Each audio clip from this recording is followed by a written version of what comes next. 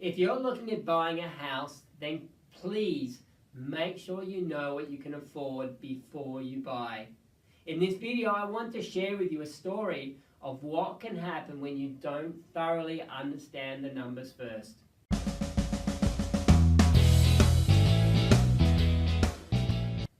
A couple of weeks ago, a lady came to see me. She needed some help. In fact, she needed desperate help.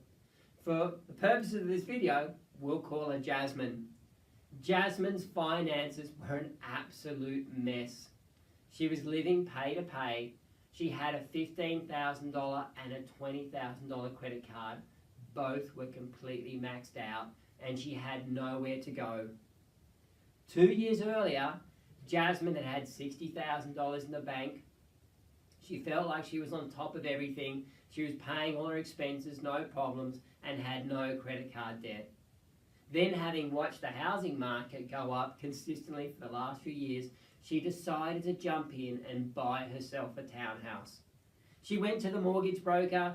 The mortgage broker sat down with her, and they worked out that the mortgage repayments would be approximately what she was paying in rent at the moment. So it seemed like a bit of a no-brainer. And of course, the banks were willing to lend her the money. Everything was fine for a couple of months. But then all of a sudden, the wheels started to fall off. Jasmine had always had about $5,000 in savings, or actually $5,000 in a bank account, which was her comfort zone. As long as she had about that in a bank account from month to month, she felt pretty comfortable. But all of a sudden, she found that after having some body corporate come in, some body corporate fees that she had to pay, some rates come in that she had to pay, that balance dropped to $3,500, which was starting to get well below her comfort zone.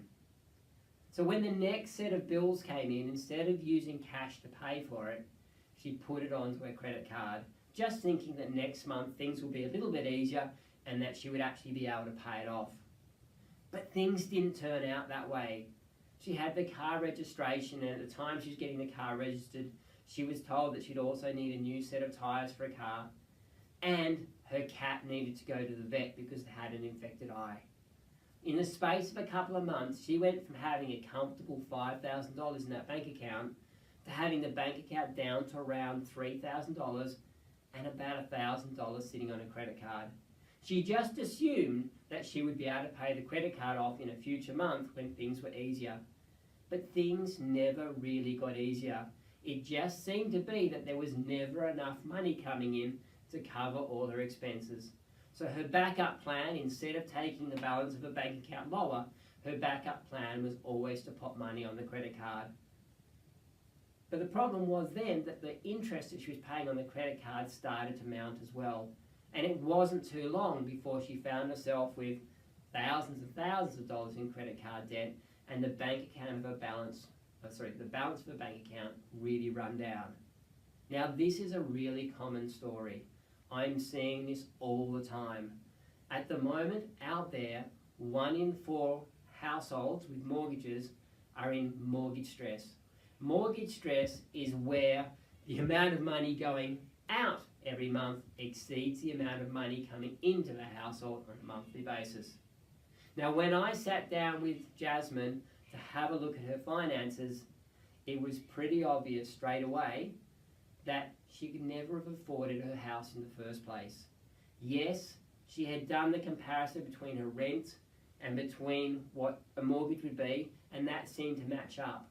But what she hadn't factored in was the rates, the body corporates, the extra insurances, the maintenance, and she'd also not left herself any room for unexpected expenses, like having to take the cat to the vet for an infected eye.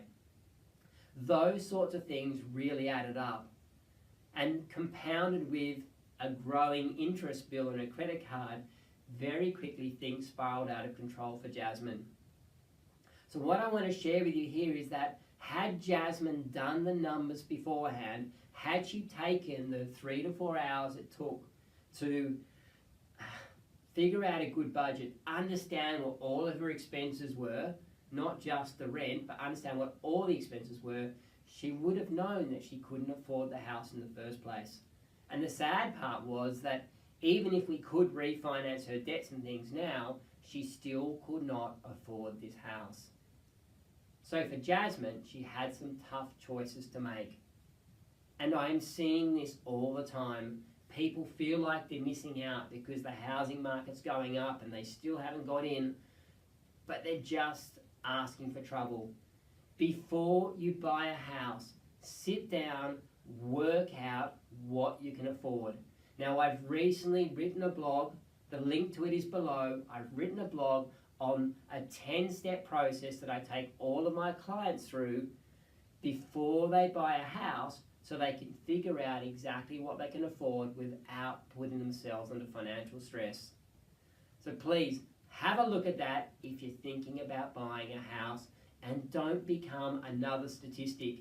1 in 4 Australians with household mortgages are struggling, they're living from paycheck to paycheck, and they're under mortgage stress. If interest rates go up by just 0.5%, that will grow to 1 in 3. Don't become one of these 1 in 3. Manage your money well and understand what you can afford before you buy. Now, if you are interested in saving money, if you're interested in spending less, if you're interested in breaking the paycheck cycle or paying off debt or achieving lifestyle goals that are really important to you, can I encourage you to subscribe to this YouTube channel?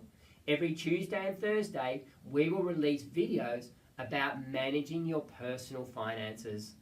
So please, subscribe below, and I look forward to seeing you in the next video.